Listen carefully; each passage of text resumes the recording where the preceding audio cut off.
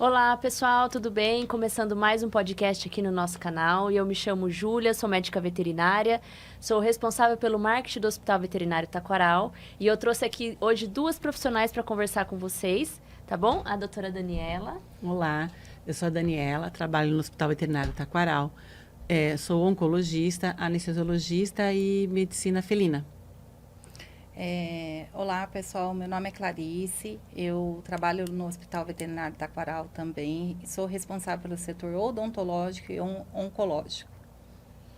Muito obrigada, meninas, pela presença, por ter vindo aqui falar com a gente sobre esse assunto. E hoje a gente vai falar um pouquinho dos pugs, os cachorrinhos queridinhos aí.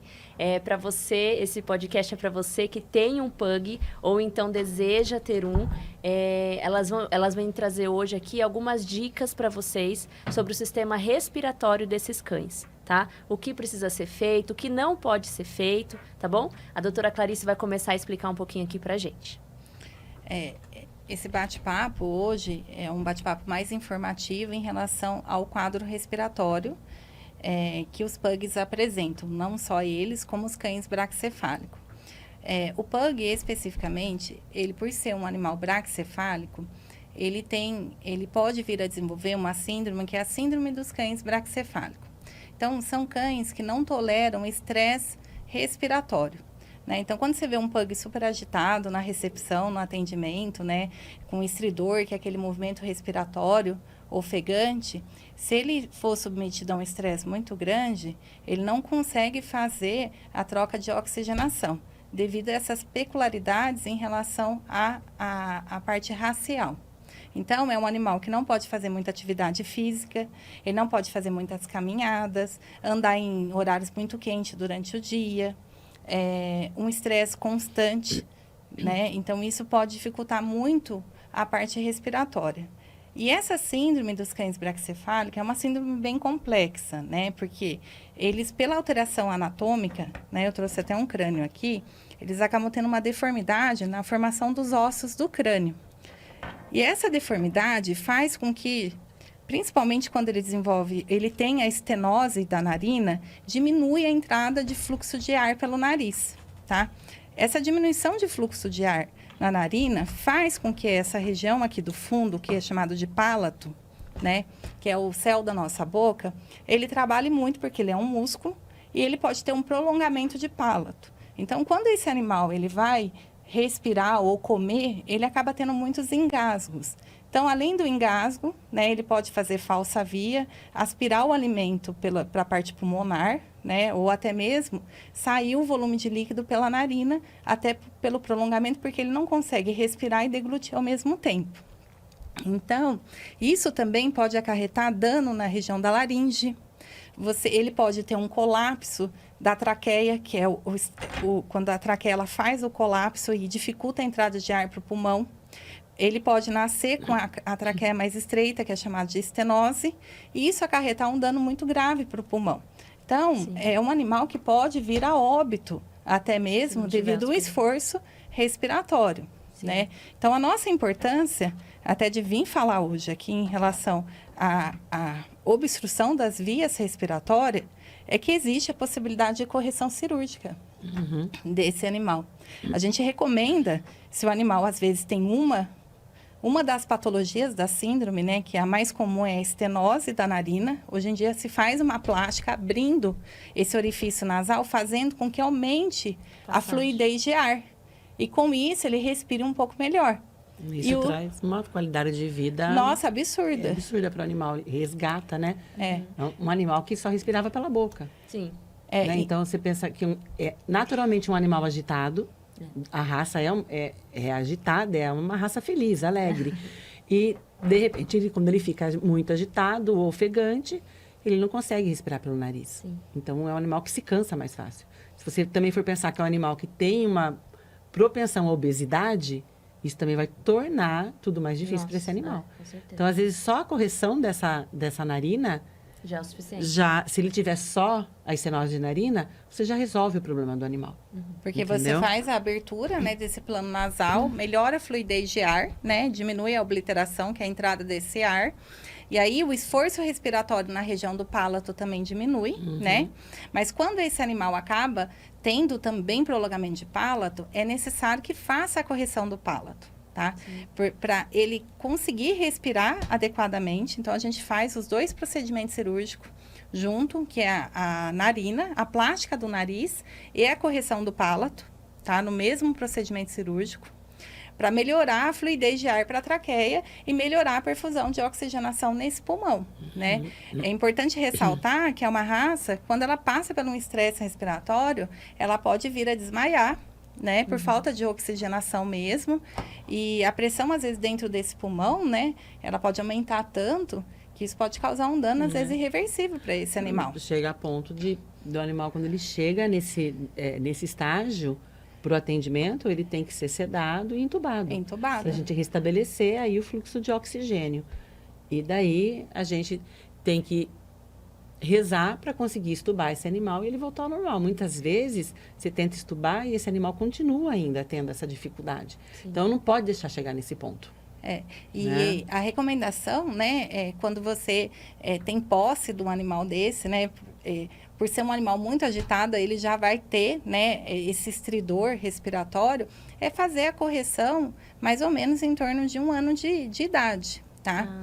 Por quê? Mesmo fazendo essa correção, não quer dizer que ele não vá passar por novas correções no futuro, né? É para amenizar um pouco o desconforto respiratório e amenizar a progressão dessa doença respiratória, né? Dessa síndrome dos braquicefálicos. Porque se você não corrige o problema da narina, você não corrige o problema do palato, aí começa a desenvolver pelo esforço um problema da laringe. Aí prolonga para a traqueia. E aí chega até o pulmão, que aí acaba sendo uma doença irreversível. Sim. E fora que uma coisa que a gente nota muito, né, dos nossos clientes, é falar, ai, doutor, eu não consigo dormir no mesmo lugar. Ronca muito. Que esse animal Parece um ronca porquinho. muito. Ele ronca mais do que qualquer pessoa na casa. E isso também é devido à disfunção respiratória. Eles também têm apneia, tá? E quando você faz a correção, esse animal, ele volta a ter um pouco de atividade. Né? Porque o sobrepeso, que é o nosso grande problema na raça, é pela falta de atividade física, porque ele não consegue fazer atividade devido ao esforço. Porque se ele faz muito esforço, né, dependendo do grau de comprometimento da parte de obliteração respiratória que ele tenha, isso vai dificultar. Então, ele vai tentar se agitar e vai se cansar. Sim. E aí, ele tende a ganhar peso. E o sobrepeso aumenta muito o índice de gordura na região do pescoço, causando mais ronqueira, mais desconforto respiratório. É uma bola de E neve, é um né? processo que não tem. leva o outro também, né? Então, acho que Exatamente. as pessoas, elas precisam ter um conhecimento em relação que essa respiração, esse estridor, é devido a uma alteração de conformação anatômica, né, congênita, racial.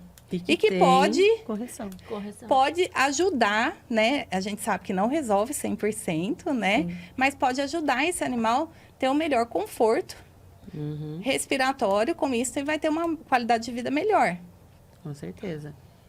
Porque são animais que tá bastante na nossa rotina, né? Não Cresceu só... muito. a gente tem diversos braquicefálicos, né? Sim. Que a gente... não só os pugs, Não né? só os pug. Hoje a gente vai falar particularmente dele, né? Porque é uma raça super popular, são né? fofos, São. Não só ele, como os bulldogs, né? Mas é importante ressaltar que existe a possibilidade de dar um conforto melhor. E que não é normal esse quadro respiratório. Sim. Uma coisa também importante ressaltar é o uso da coleira, né? A coleira que pega na região do pescoço, ela causa um trauma para esses animais. Então, é necessário o uso adequado de uma coleira que se vista na perninha, né? E que não aperte Na essa região da peitoral. traqueia. Sim. Porque como ele é um animal muito animado, quando ele vai sair para passear, provavelmente a maioria ele puxa. Sai correndo. O tutor. E daí isso causa realmente uma compressão. E essa compressão pode disparar uma crise. entendeu? Um edema, né? Exato. Um edema na Então, região, que é uma região muito sensível.